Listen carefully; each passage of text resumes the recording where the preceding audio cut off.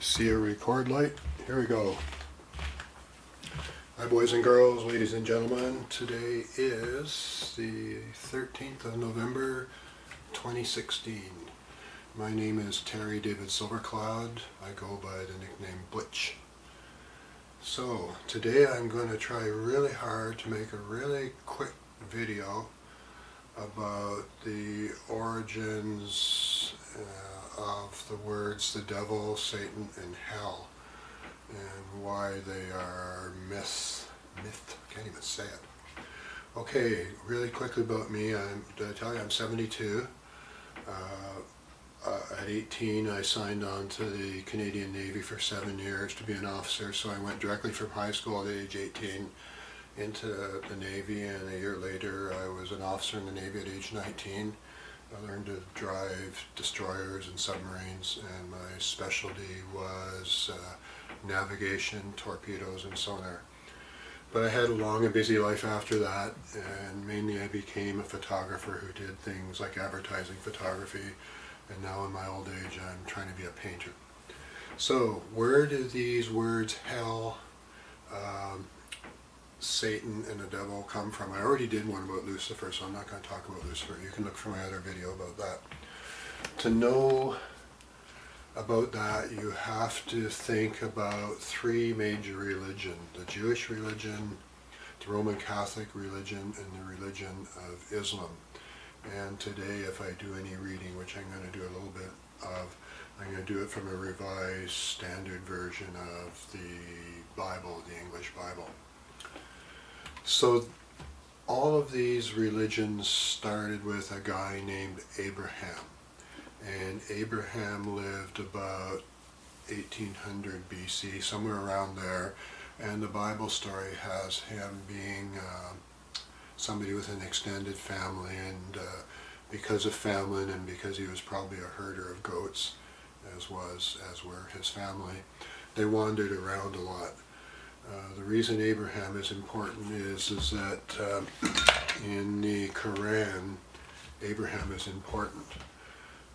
I'll mention really quickly that in Abraham's travels, he somehow ended up at an oasis called Zamzam, which today still exists, and the Bible says he built several altars. Well, one of them seems to still remain, and it's called the Kaaba.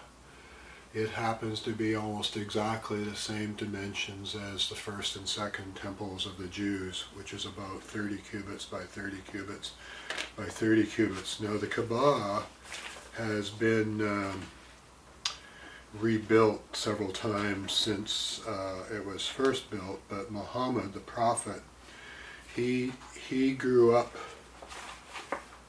with his uncle. The prophet Muhammad was an orphan, and he grew up at the Kaaba. His uncle was the keeper of it. This is a picture of it in my book. So that's the Kaaba, and it's usually covered by a special cloth, which they raise during the Hajj. They raise the cloth up so people can see the actual old stonework. And if you're a Muslim in your life, you really are supposed to go there once in your life and walk around it 7 times. This is in a book I wrote, The Shape of God. You can, as long as I'm alive, I'm maintaining a website, theshapeofgod.com, and you can either buy a copy of this book, or you can download a PDF copy for free, or you can even read it online for free. But anyhow, what I meant to do while I was here is, this is from the Quran. This is Quran 397. God has made the Kaaba, the sacred house, the sacred month, and the special offerings. Another one. Quran 2:127. Abraham and Ishmael built the house and dedicated it, saying, "Accept this from us, Lord. You are the one that hears all and knows all. Lord, make us submissive to you. Make of our descendants a community that will submit to you." So Abraham and Ishmael are credited with building the Kaaba in Mecca, which makes it quite important to people of the Islamic faith, and I've already gone nearly 5 minutes here. So Abraham, he was wandering around in the deserts back then around almost 2000 BC, and in those days the idea of an afterlife was alive and well. The Egyptians had reached sort of their peak about 500 years earlier with the Great Pyramids, and by the time Moses came around the 1200 BC time, the pharaohs were broke. In fact, the first workers' strike in history is recorded in 1155 BC. The pharaoh he paid the workers in grain, and the pharaoh was out of grain. But there was a lot of famines going on, and that seems to be the time that Moses hightailed it out of Egypt with his crew, and eventually they settled into the area which is, the modern day area of Israel. I gotta be quick here.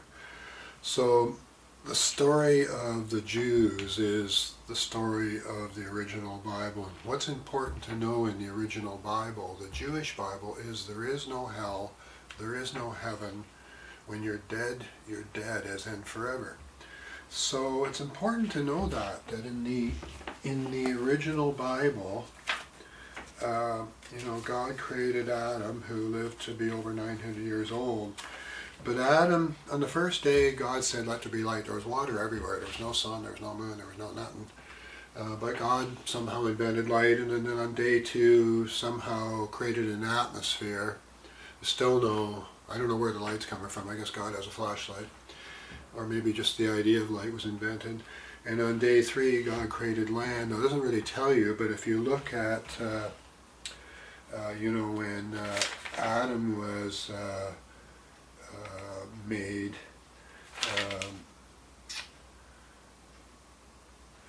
when the Lord God made the earth and the heavens, and no shrub of the field had yet appeared on the earth, and no plant of the field. That's because by day 3, God hadn't done that yet. God did all that kind of stuff. If I look at, I had to make a note because I get these made. On day 2, the sky appeared. Day 3, there was water and land. Day 4, he finally, real light, the sun and the moon are created. On day 5, the fish and the birds are created. On day 6, all of the animals. And I don't really have enough time because I'm going to run out, but if you get into it, God created tons of humans on day 6. Also, and I don't have time to get into it, God created a lot of sons of God. That's why I guess the Jewish people have trouble with this Christian idea. God didn't like that idea. God tried that out on day 6, made lots of sons of God. They bonked the women, they loved the women. And then eventually, and God also created these creatures called the Nephilim, who appeared to have been very large people. And he eventually got pissed off with the whole thing and killed them all off except for Noah, even the sons of God. He said, "I've had it, I've had it with all of you."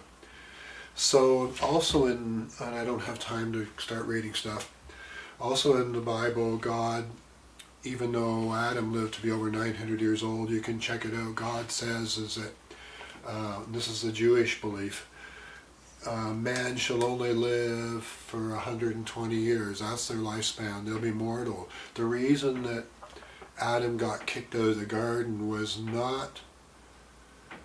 The reason was they did what they weren't supposed to do. They ate from a tree which made them self-aware. And God realized that there was some programming error of some sort, and the artificial intelligence that he created, this thing called Adam, had screwed up, and now they were self-aware. And what was he going to do about it? Apparently he made lots of them, because on day 6 he made lots of them. And that didn't work out either. He eventually said, "Well, I give up," and flood the whole damn thing. That's the Jewish version, but it also says that the reason you're being kicked out of the garden is that you disobeyed me, and just because you did it, I'm going to make your life really hard. I gave you everything. I gave you everything you need, and now you're going to have to work for a living. You have to till the earth, and women are going to have difficulty in childbearing. That's your punishment. But the real reason for kicking them out of the garden was so they didn't have access to immortality. So they couldn't have access to the tree of life. And they put flaming swords going back and forth to make sure those guys never got back there again. Because they didn't want them to become like the gods, to be immortal. That's the message, the Jewish message. God said, that's it. They're going to die. And so the Jews are always trying to gain favor with God in this life, because they know there is no other life. That's the Orthodox view. So I'm really running out of time.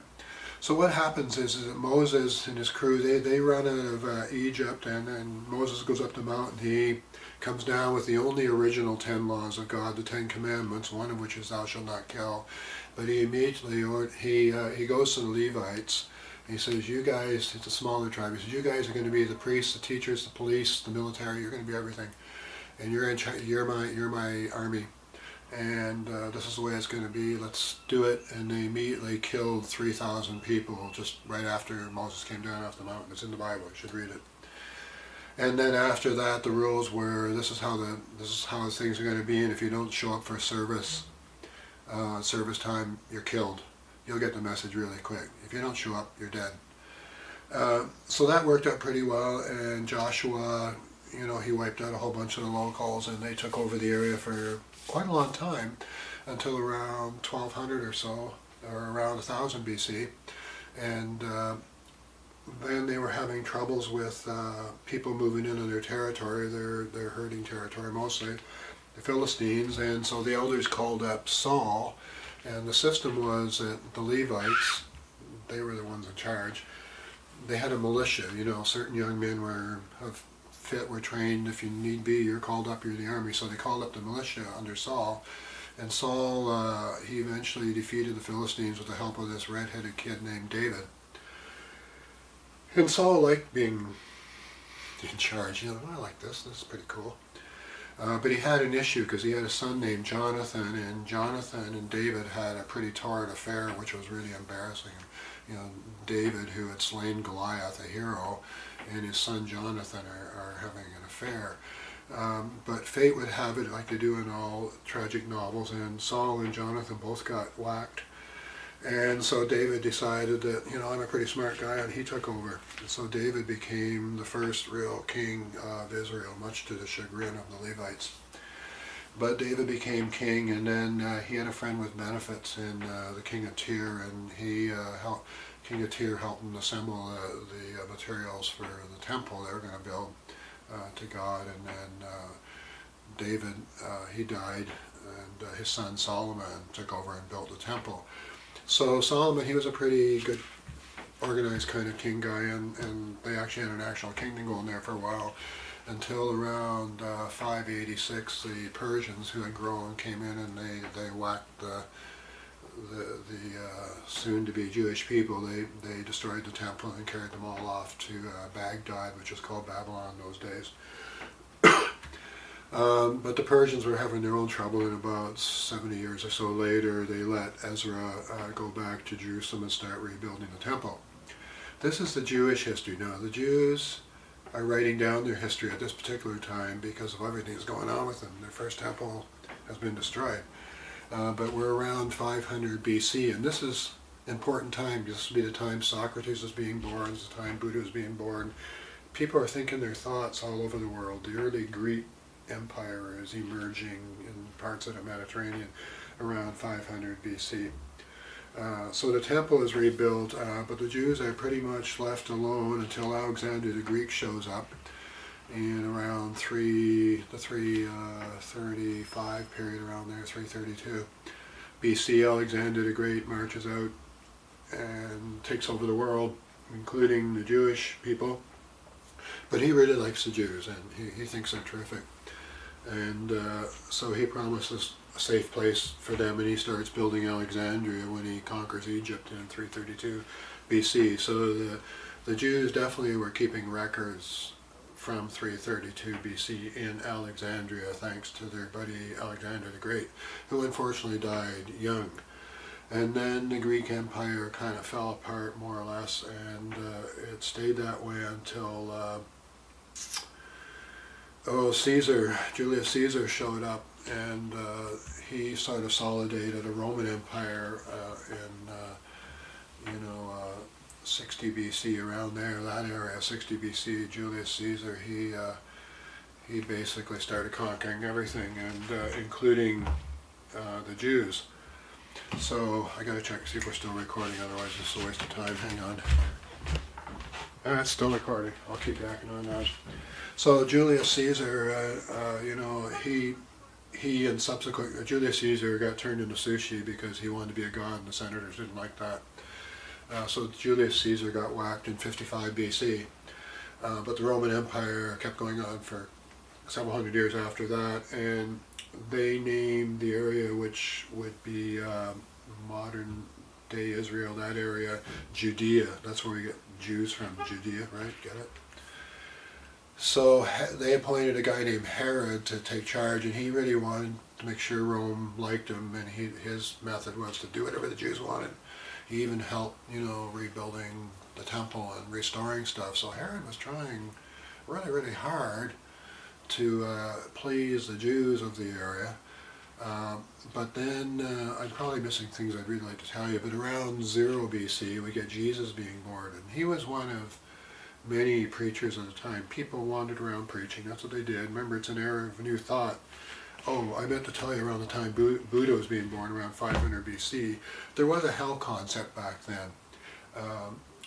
In traditional Orthodox Buddhist belief, life is suffering, and the cause of suffering is desire of material things. So if you want to get rid of your suffering, give up your desire of anything material. But that's not going to get you nirvana. It's just not going to work that way. You have to go through a path of things, and this life is just one of them. And you might end up being reincarnated a whole lot of times till you finally see the light.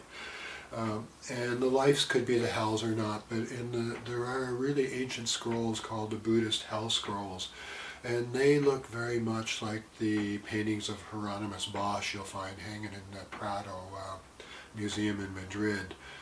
Visions of hell, people hung upside down, being sawed in half by really weird looking creatures. Hieronymus Bosch in 1500 must have seen some Buddhist hell scrolls, because Hieronymus Bosch, who lived in 1500 in the lowlands, has elephants and camels in his paintings. He would never have seen them. So he must have seen these scrolls, because the Dutch did a lot of trading. But the idea of hell existed. But in the Jewish faith, even at 0, there